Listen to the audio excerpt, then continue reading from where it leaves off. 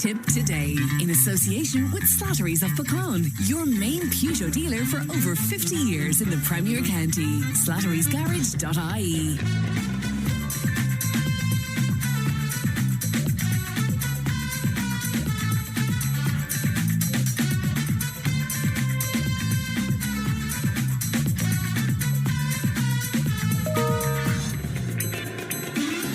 Huey. Don't charm me with that brush, please. I'm only messing, Johnny Luby. I'm only messing. Good to talk to you, Huey. Thank you. That's Huey O'Donnell there, speaking to us from Care this morning. Now, Michael English will be performing in Nina on May the 4th for a charity concert at St Mary's of the Rosary Church, with all proceeds donated to Pieta and to Sarcoma Cancer Ireland. Well, Geraldine Hilmi, a board member of Sarcoma Cancer Ireland, has personally witnessed the impact of sarcoma in her own life, and she's joining me now in the studio. Good morning to you, Geraldine. Good morning, Fran. And thank you so much indeed for coming in to us today. Will you tell us about your son, Sean, Geraldine? I will indeed. Sean was a very active 16-year-old boy who used to play a lot of tennis and do a lot of running, a lot of sports. When he presented with a pain in his leg, which just... It started off with just a pain running down his leg and maybe him losing the power of the leg. And then he was attending physiotherapist and they thought maybe he had pulled a muscle or it was a bit of sciatica. So we were attending the physio for quite some time and he was having different treatment with the physio, but it wasn't getting any better. And that continued for maybe 4 to 5 weeks. And then this was all during COVID times in February 2020 when it all started to transpire. So the physiotherapist, who was a great man, John Casey here from Nina, and he said, I'm not happy with the situation with Sean and maybe we need to pursue an MRI to see if there's an issue with his hip. So we proceeded to have an MRI and that day we went into Barrington's in Limerick and had the MRI and they called me that evening just to say that they couldn't fully see the images correctly and they would like Sean to come back the next day and maybe do a second image, which we did, and that was in April. Went back the next day. I'll always remember the second MRI. I was a long time outside waiting for Sean, and the previous day I was a long time, but we didn't think too much of it. We thought, this is how long it takes. And by that afternoon, they had rang my GP, and my GP had rang me to say that they had found a significant tumour in Sean's sciatic nerve, a 12 centimetres tumour. That was leaning on the sciatic nerve, and it was very serious, and that they were going to refer us. My own doctor, GP, got on to the relevant doctors in Limerick to have CT scans done. So that was on a Friday. We were into Limerick on the Tuesday morning because Monday was a bank holiday. And we had the CT scans done and MRI scans done again, and etc. And we had to wait a couple of weeks for the results of that because part of the scans, they wanted people in England to read them as well, so they were fully informed of everything. So it took about 2.5 weeks to come back, and in the meantime, they also did a biopsy, and that went to England and on to America also. And we then had to wait for that to come back. So we were leading into May, and Sean was in excruciating pain by this point. He could just barely move his left leg, and he was finding it very difficult to walk, and he had lost the power in his foot, and power he had lost in the back of his leg, going up along his leg. So it came back, the biopsy from England and America, that it was a very rare cancer. It was called Ewing Sarcoma Cancer. So they had said to us that we would be going directly on to Dublin. So we were also speaking to another gentleman in Cork, but we would be attending St Vincent's Hospital in Dublin. And 2 days later we were in Dublin, and Sean started his treatment of chemotherapy, which was very intense. It was a very strong chemotherapy, so we were kept in Dublin for 11 days for the first batch of that. And he was very, very sick during that time in the hospital. So they had hoped that they might be able to curtail the cancer and that the chemo would work. So we proceeded on to have chemo, and we continued like that for a couple of months, up and down to Dublin, and scans in between. And at one point they said they were happy with the chemo, that it was hitting the tumour, that it had shrunk significantly. And we were overwhelmed and delighted, and we continued on our journey. And this continued from the 1st of June, he started the chemo, till August. And they said they'd give Sean a break for the month of August because it had had such a huge impact on him. Very strong chemo and an awful lot of side effects and etc. So we had the month off of August for the break, and then we were going to go back and have what they called a big PET scan. And they were hopeful that we would be able to have surgery. Sean, we would be going to England for the surgery, and Sean would have had to have a full legectomy and hipectomy, is what they had hoped for, but and to get clear margins. So anyway, we went, we had a month off for the month of August. But by the end of August, Sean had said to me, "Ma'am, I feel the pain, the original pain coming back in my leg. And I feel like I'm losing strength in my leg again and I can't feel my foot." So we went straight back up to Dublin, and they did more scans, and we were due to have another session of chemotherapy on the 15th of September, which we went ahead and had that chemotherapy. And in the meantime, we went on to have another PET scan, and we went back up to Dublin in horrendous pain towards the end of September. And the results of everything was in, and they repeated again to be sure. But the end of September, they said to us that the chemo had stopped working. It wasn't working, and that Sean's cancer had metastasised through his organs and in his lungs, and it was travelling up to his brain. So there wasn't anything they could basically do at that point for us, apart from offer us palliative radiotherapy, just to keep the pain at bay. Obviously, we were absolutely devastated with this news. We went on to get different opinions from abroad, from different oncologists in different countries, and they all came up with the same opinion. So we then went on to Rathgar, to St. Luke's, and Sean had 4 weeks of radiotherapy on his pelvis and his organs along that area. And you chose not to tell him the full extent at this point. We did. Did you, Geraldine? Oh, we did. Yeah. He was finding everything extremely difficult because he was losing his ability to walk, and he was struggling with everything. So, and he was only 16. So my husband really felt he didn't want him to know the full extent of the prognosis. And he discussed it with our own GP, and he came up with the same conclusion.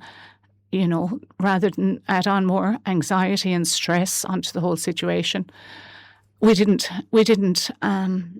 say to him. But when we were having the appointments with the consultant in Dublin, he discussed everything with Sean, and he didn't say to Sean specifically, "You have X amount of time to live," or anything like that. He just kept saying, "We will continue our best to do everything we can for you." Yes. And it wasn't till Sean was, till we came home in December. We had been up and down to Dublin and in and out of Limerick for times where Sean was in an awful lot of pain, that the Milford Care team came on board, and they said to us, obviously, we will if Sean wants to know anything, then we will answer that. And we said that's absolutely fine, But when the palliative care doctors were speaking to Sean at home, in our own home, they said, Sean was finding it very difficult. He couldn't swallow very well, and he couldn't talk very well. one side of his face he'd lost the power in it, and he was losing his vision, and he was losing his speech. So he had just said to the doctors, "Is there anything you can do for this?"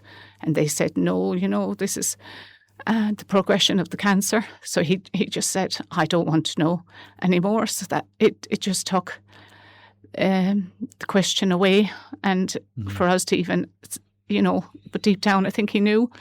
But he didn't He did know. have a conversation with you, Geraldine, at one point where he said, "I'm very ill, aren't I?" He did. And he didn't. I said, "Sean, you are very ill, pet." And he just kind of turned his head away, and he didn't want to discuss it anymore. Oh, God. I feel he had kind of accepted everything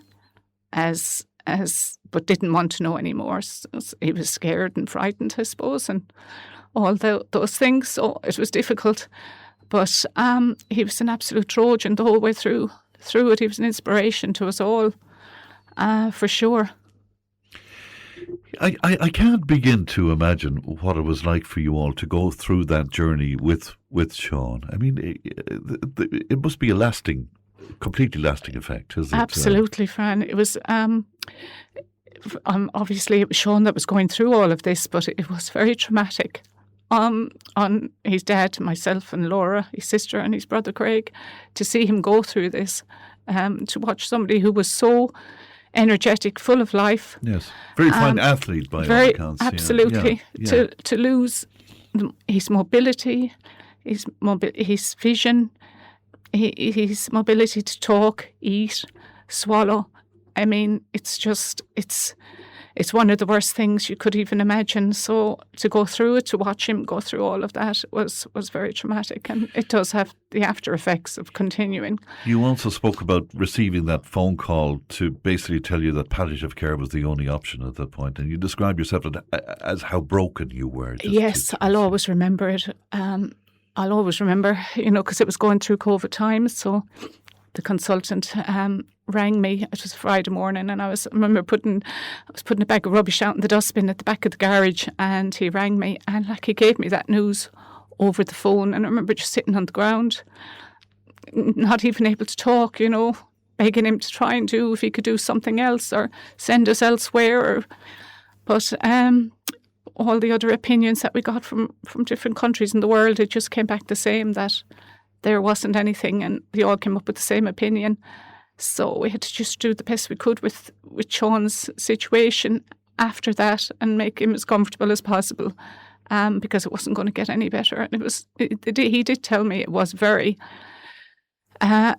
fast, aggressive cancers, and it would have an awful impact on him at the end of his life, and it did. Was he able to communicate with you up to the end, Geraldine? The last 2 weeks of Sean's life was extremely difficult, and the palliative care nurses that came from Milford were absolutely fantastic. Because he lost the mobility to speak and swallow, he couldn't eat and he couldn't drink, and he couldn't talk. So it was hard for him to communicate with us. And obviously he was thirsty, he was hungry, we weren't allowed to feed him. So that was extremely traumatic for him. Because he was hungry for something to eat, he was looking for a drink, and we couldn't give it to him, because if he had drank, it would have gone straight into his lungs, he would have choked to death. So there was all those things that were extremely difficult, which I wouldn't have obviously discussed before, but it's just to make people aware of what an aggressive cancer it can be, and how hard it can be on somebody, and what an impact it had in his life, to go from being a really healthy young athlete to losing the ability to walk, talk and eat. It was very, very difficult. How rare is the sarcoma? That Ewing's sarcoma, is it? How rare is that? It's very rare. It's very rare, Fran. There are over 100 subtitles of sarcoma, and some aren't as bad as others, but I mean, they are all bad. But the one Sean had was one of the worst. It was probably number 1 to number 3. There are 3 that are in the worst, and his was the second one. That is the worst subtitle sarcoma to get. It's a rapidly growing cancer, and it spreads so quickly. And once it metastasizes, even just to the lungs, it's very difficult to come back from that. Do you go through all of the whole gamut of emotion? You go through anger and, desperate situations. Absolutely. Is that? As a parent, you carry awful guilt that you couldn't have saved Sean and made him better. As a parent, it's our obligation to do the best we can by our kids, but you do carry an awful lot of guilt every day. But I'm learning, we all are learning to try and just do the best we can and keep putting one foot forward and keep, make awareness for people, because I would never have known what a sarcoma was until we were presented it with Sean. We would never have heard of it before. It was during COVID time, as you pointed out, Geraldine. Did that make it even more difficult? It was very difficult because I was the only one that was allowed into the hospital with Sean. So my poor husband, he didn't get really to have that time. I had a lot of time with Sean in the hospital. But in one respect, it was good, because when Sean was home, his sister, who was a teacher, and his brother, who was a teacher, they were both able to have the time with him. But the time we spent in the hospital together, as hard as and difficult it was very special. And, the memories I take from that alone, I carry them with me every day, but it was an awful difficult time, COVID, because we were trying to mind Sean, and we were trying to navigate the whole journey and up and down to Dublin and in different hospitals for different scans, and we were kind of all over the place and in and out with the doctor's surgery, and it was very difficult. As I say, I can't imagine how difficult it must have been for you and your family, Geraldine. Much research is needed into this, which is, let's go back to the fundraiser then, I suppose. Absolutely. There's so much research. The chemotherapy that they provide for sarcoma patients is it's been ongoing for over 40 years, and there's not enough research done in it because it's such a rare form of cancer that it's not spoken about. So there's very little research done in it. So the Sarcoma Cancer Ireland charity was created, I suppose, about 5-6 years ago. So I got involved with them in the last couple of years. And they're a great charity, totally voluntary, and they help people to navigate anyone who is diagnosed with a sarcoma diagnosis. They help them, their families, to navigate trying to get through it, and help them financially, with all the different aspects of going through cancer. People don't know what's the next step to take, and Sarcoma Cancer Ireland board will, the people there, there's great people there that you can telephone and ask for direction and guidance, and they'll guide you through things. They provide psychotherapy for anybody who's going through the treatment to help them. They give financial grants. They're there at the other end of the call, even just to answer questions. So anything raised for Sarcoma Cancer Ireland will go to help families. From children to adults, financially in any way they can. And it's all voluntary. There's nobody getting paid on that charity. It's just all voluntary, people giving up their time and their efforts, to try and help other people. So the Michael English concert then on May 4th, it's happening at the church here in town, and proceeds from that going to That's the correct. We have Michael English coming to St Mary's Church in Nina on Monday the 4th of May, and the proceeds from the event will go to Sarcoma Cancer Ireland and Pieta House, and both two great charities. So we would be so grateful if people could support us on the night. It will be a super night, and the tickets are €30. They can be bought at the parish office opposite St Mary's Church in Nina, or they can be got from Lisa Baker's, or they can be bought online. There's a link you can link into online, and Michael English also has his site. You can get the tickets online. Or myself, I have tickets, and my number is on the leaflets. So we'd be delighted if people could come out and support us on the night. It will be a beautiful night, and we're so grateful to Father Pat and the parish team of the council to give the church to us for the night. It's such a beautiful church, and we're delighted to be able to hold the concert there. Well, Geraldine, it was lovely to see you today, and I'm sorry if it distressed you to go through the Sean's story again, but I think it's special that people would hear his story and remember Thank you, him as Fran. well, We really appreciate it. Thank you. Yeah, well, lovely to see you, Geraldine. Thank you very much indeed. Thank you very much, and thank you to the listeners. We'll take a break. We're back with more in just a moment.